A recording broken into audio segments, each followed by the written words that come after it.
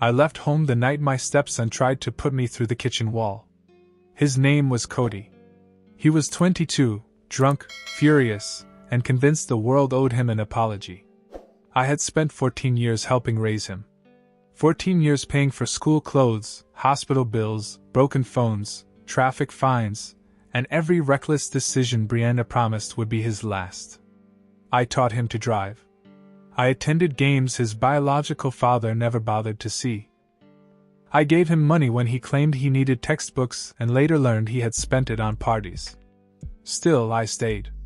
I kept telling myself that patience was what separated a father from a stranger. That night, patience nearly cost me my life. Cody came home after midnight, shouting about money. He wanted me to cover another debt. I refused. For the first time, I told him that being angry did not make him entitled. He stared at me. Then he rushed me. His shoulder struck my chest. My back slammed against the wall. A picture frame shattered beside my head. Before I could recover, he swung again. I managed to push him away. Brianna ran into the room. I expected her to call the police. Instead, she looked at me and screamed, "Why do you always provoke him?" Something inside me went silent. Not broken. Silent. I looked at the woman I had loved, then at the boy I had helped raise, and understood that I had never truly belonged in that house. I was useful when bills arrived. Useful when Cody needed rescuing. Useful when Brianna wanted someone to absorb the consequences. But when her son attacked me, I became the criminal. I did not argue. I packed one suitcase, took my documents, and left before sunrise. 3 weeks later, I moved 2 states away. I found a small apartment above a hardware store and started over. New job. New number. New life. I decided I would never involve myself in their problems again. Years passed. I heard fragments through mutual acquaintances. Cody had been arrested twice. Bar fights. Stolen property. Drugs found in a car that supposedly belonged to a friend. Each time, Brianna defended him. "He's going through a rough patch. He fell in with the wrong people. He has anger issues because his stepfather abandoned him." That last one almost made me laugh. Almost. Then, 6 years after I left, my phone rang. Brianna's voice came through the speaker. Soft. Trembling. She said Cody was in serious trouble, and they needed to see me. The next evening, they appeared at my door. Cody was no longer the broad-shouldered young man who had attacked me. He looked hollow. Pale. His hands shook. Brianna did most of the talking. A man had been beaten nearly to death outside a nightclub. Witnesses had placed Cody at the scene. Security footage showed his car. They wanted me to say Cody had been visiting me that weekend. A false alibi. My spotless reputation, Brianna explained, would make the story believable. She spoke as if she were asking me to lend them money. Cody finally looked at me. "You owe me," he said. Even then. Even standing on the edge of prison, he believed I owed him. I listened until they finished. Then I opened the door. "No." Brianna's face changed. She called me cruel. Vindictive. She said I was destroying the family. I reminded her that the family had ended the night her son attacked me, and she blamed me for bleeding. They left shouting. The next morning, I contacted the investigators. I told them everything. The violence in our home. The threats. The debts. The earlier assault Brianna had helped conceal. I gave them old messages, photographs of the damage, and the name of a former neighbor who had witnessed Cody threatening me months before I left. The investigation widened. Other people began talking. A former girlfriend described being shoved down a staircase. A bartender testified that Cody had attacked a customer years earlier. A school counselor produced records of violent incidents Brianna had dismissed as misunderstandings. During the trial, the truth came out piece by piece. Cody had not suddenly become dangerous. He had been dangerous for years. And Brianna had protected him every time. She blamed teachers, friends, employers. girlfriends, police officers, then me. Anyone except her son. The prosecutor said Cody had grown up believing consequences were temporary obstacles his mother would remove. I watched Brianna lower her head. For once, she had no excuse.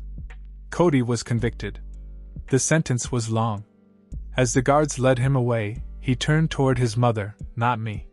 He shouted that she had promised to fix it. That was the tragedy. He still believed she could. Outside the courthouse, Brianna approached me. She looked older than I remembered. "I ruined him," she whispered. I said nothing. Because some confessions arrived too late to save anyone. I drove home alone and realized that leaving had not been cowardice. It had been survival. Had I stayed, I would have been forced to choose between becoming part of their lies or being destroyed by them. Sometimes walking away is the only honest act left. Sometimes refusing to protect someone is the first time anyone truly holds them accountable. So tell me, was I wrong to give the investigators everything I knew, or would protecting Cody have made me guilty too? Brianna returned 3 nights later. This time, she came alone. Rain followed her through the doorway, dripping from her coat onto my floor. She looked smaller without Cody standing behind her, but I knew better than to mistake desperation for humility. For years, she had used tears the way Cody used his fists. Both were weapons. One left bruises people could see. The other made a man question whether he deserved them. "He didn't mean for it to happen," she said. I remained beside the open door. She told me the victim had confronted Cody over money.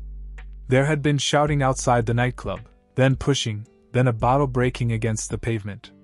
According to her, Cody only struck the man once. The investigators believed otherwise. The victim had fractures across his face, broken ribs, and bleeding inside his skull. Someone had continued kicking him after he stopped moving. Brianna lowered her voice. "They'll bury him." I asked whether she had considered what Cody had done to the man lying in a hospital bed. Her expression hardened. "You always hated him." There it was. The old accusation. When Cody failed school, I had been too demanding. When he stole cash from my desk, I had made him feel unwelcome. When he drove drunk and destroyed my car, I should not have left the keys where he could find them. Even the night he attacked me, Brianna insisted that my refusal to pay his debt had provoked him. Cody acted. Someone else became guilty. I told her to leave. Instead, she reached into her handbag and placed an envelope on my table. Inside was a written timeline. It claimed Cody arrived at my apartment on Friday evening and stayed until Sunday morning. Every hour had been arranged. Meals we supposedly ate.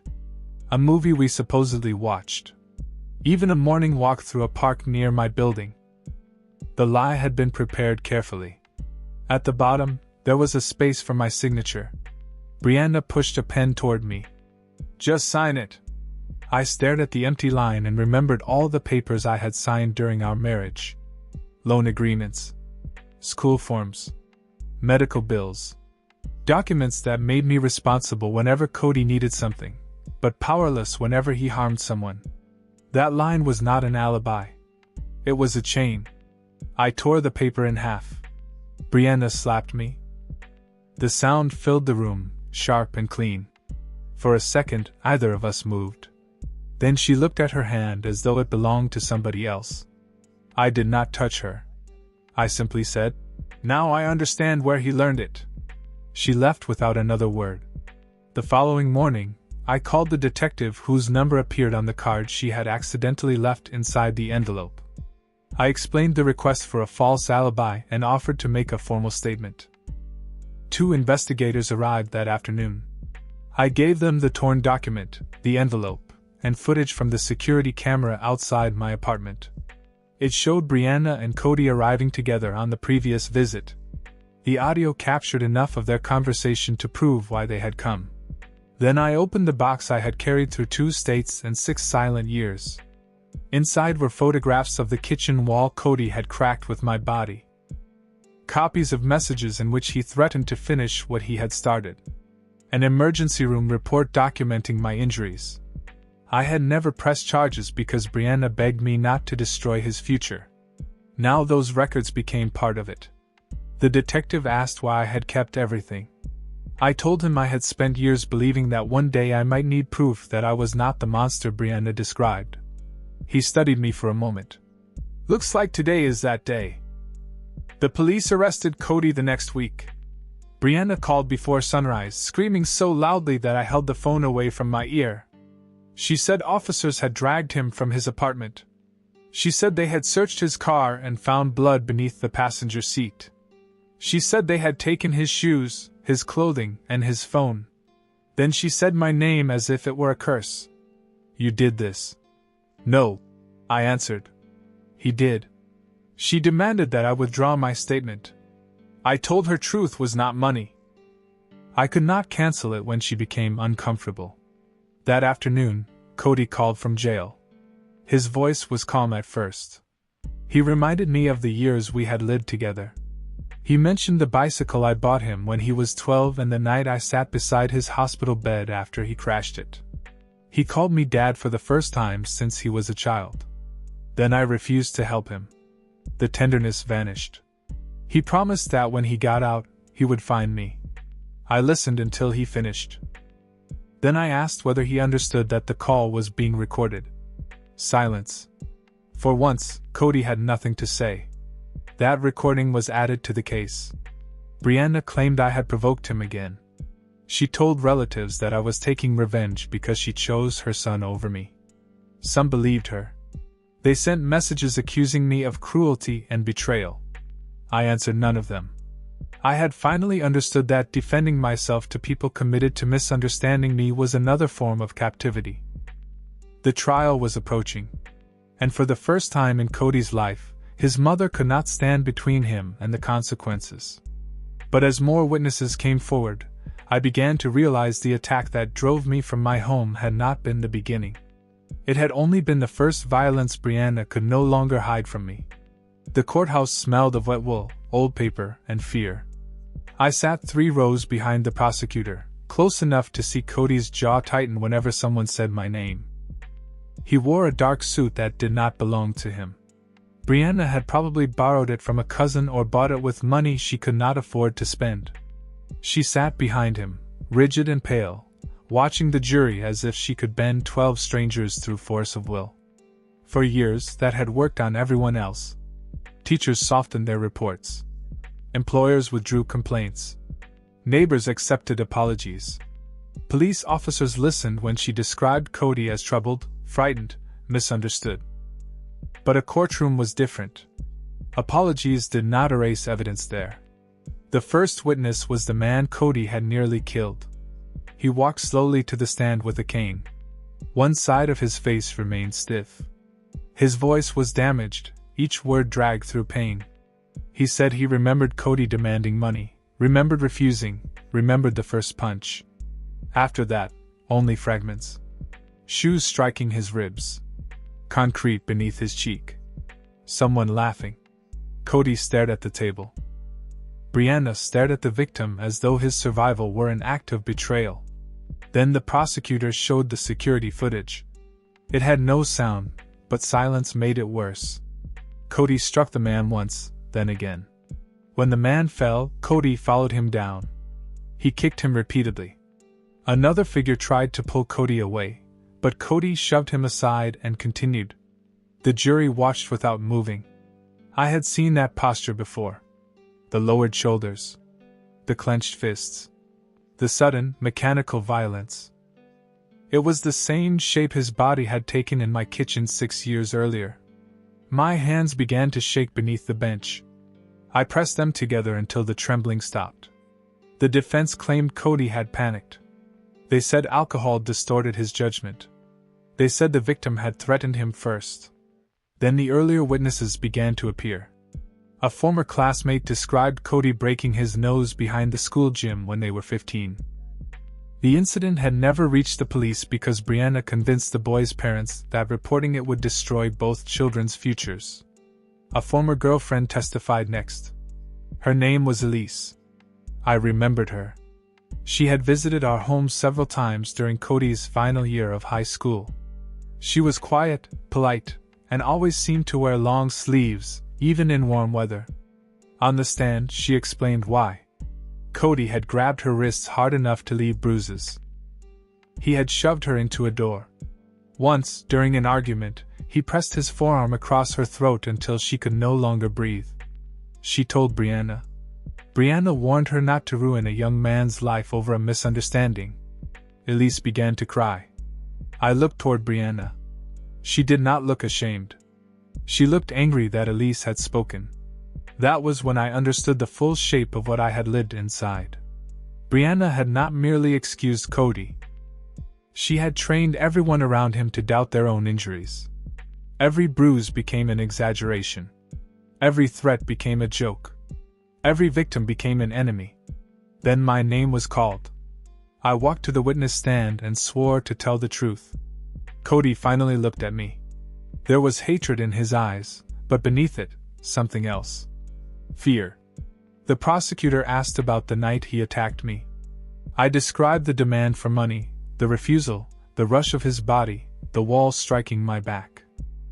I described Brianna entering the kitchen and blaming me before asking whether I was hurt. The prosecutor handed me the photographs.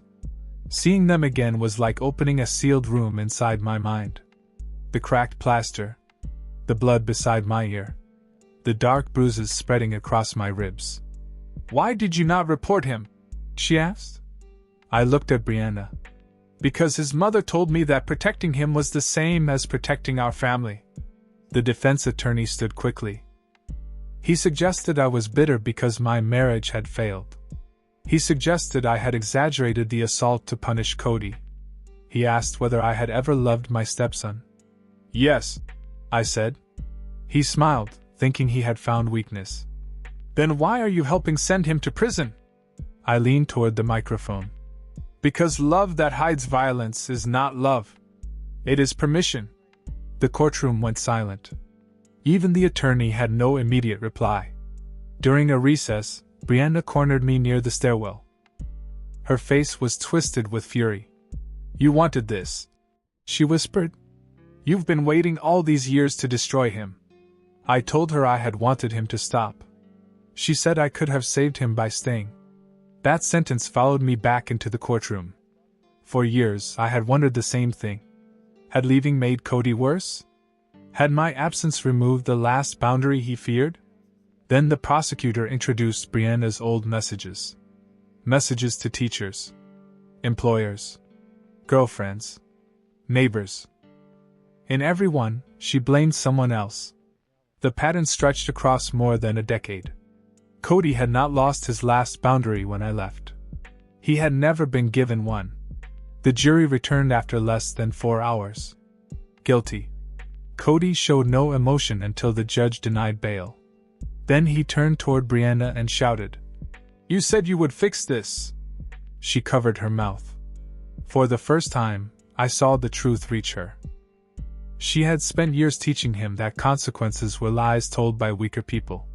Now the truth stood before them both, wearing a black robe. And there was nothing left for her to excuse. Sentencing took place 6 weeks later. By then, the newspapers had stopped calling Cody a troubled young man. They used colder words. Violent. Remorseless. Dangerous. Brianna hated those words because they left no room for her excuses. I arrived early and sat near the back. I had no desire to be seen. I had already said everything that mattered, and I did not need to watch Cody suffer in order to know that justice had finally reached him. Still, I came because some endings must be witnessed. Otherwise, the past finds ways to rewrite itself. Cody entered in handcuffs. He looked thinner than he had during the trial. The confidence was gone. So was the fury. What remained was a frightened man who had finally discovered that intimidation did not work on locked doors, armed guards, or judges who had heard every lie before. He searched the courtroom until he found Brianna. She lifted one hand. He did not respond. That wounded her more than the verdict. The victim's mother spoke first. She described the months spent beside her son's hospital bed, wondering whether he would wake, speak clearly, or recognize his own children. Her voice remained calm until she mentioned the grandchildren asking why their father could no longer lift them. Then it broke. I watched Cody. He showed nothing. The prosecutor read statements from others who had been harmed over the years. Elise wrote that she still panicked when a man raised his voice. The former classmate said he had undergone 2 surgeries after Cody broke his nose. A bartender described nightmares about the night Cody smashed a glass against a customer's face. One life after another. One wound after another. All hidden beneath Brianna's favorite phrase. He is going through a rough patch. When the judge asked whether Cody wished to speak, he stood. For a moment, I believed he might apologize. Instead, he blamed alcohol. Bad friends. His childhood. The absence of his biological father. Then he blamed me. He said I had abandoned him when he needed guidance. The words should have hurt. They did not. I had carried that accusation for years, turning it over in the dark, asking whether leaving had been selfish. But hearing Cody say it beneath the weight of all the evidence finally freed me. He did not miss my guidance. He missed my protection. The judge sentenced him to a long term in prison. Cody's knees nearly gave way. Brianna cried out and rushed toward the barrier, but a deputy stopped her. Cody turned on her with a face twisted by panic. "You promised this wouldn't happen." His voice echoed through the courtroom. "You always fixed it." Brianna froze. There it was. The truth no witness, photograph, or recording had expressed so clearly. Cody had never believed consequences were real because his mother had spent his entire life making them disappear. The guards led him away. He did not look at me. Outside, rain had begun to fall. People scattered toward their cars, shielding their heads with folders and coats. I remained beneath the courthouse awning, watching water wash dust from the stone steps. Brianna approached slowly. Her makeup had run. Her shoulders were bent. For the first time since I had known her, she looked like a woman who had run out of people to blame. "I thought I was protecting him," she said. I waited. She looked toward the doors through which Cody had disappeared. "Every time he hurt someone, I told myself it was different. Every time he lied, I said he was scared. Every time you warned me, I thought you were trying to turn me against my own son." Her breath shook. I made him believe he could do anything. I said nothing because she was not asking for forgiveness. Not yet. She was only learning the language of responsibility. Then she looked at me. "I blamed you because it was easier than admitting what he was becoming. The admission should have brought satisfaction. Instead, I felt tired." There are apologies that heal, and there are apologies that arrive only to identify the grave. Brianna's belonged to the second kind.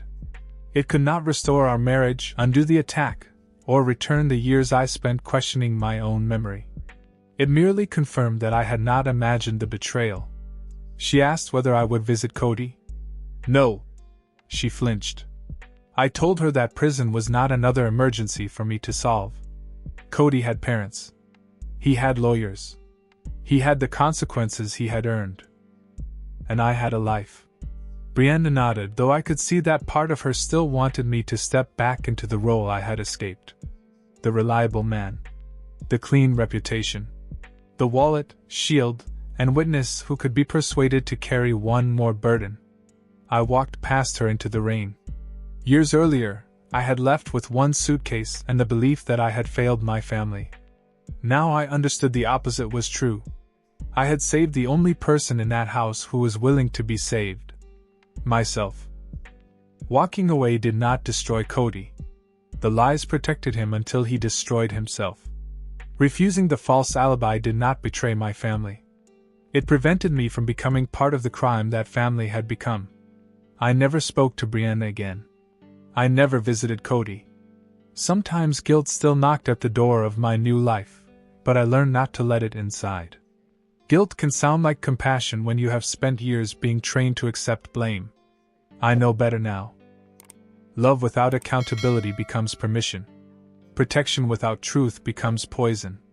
And sometimes the most moral thing a man can do is leave the people he loves to face the bill they kept placing in his hands. So tell me, was I heartless for walking away forever, or would staying have destroyed what little remained of me?